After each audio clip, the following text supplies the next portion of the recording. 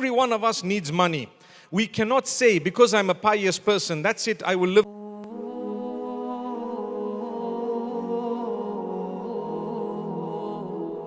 a life with no money. You need something. You need to survive.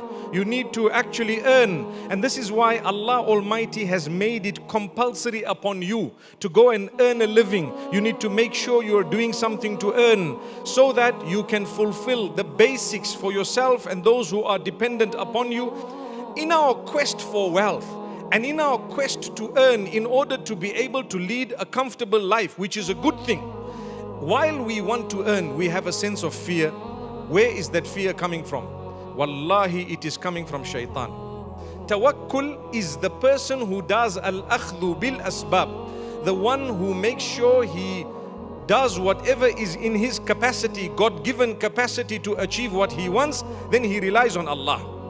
So tawakkul means to do whatever you can, seeking the help of Allah, using the ability given to you by Allah to achieve what you believe is good for you and beneficial for you. And then you lay your trust in Allah. That is called tawakkul. Oh, thank Allah and use what you have while you can use it. Because a day will come when it might just be taken away.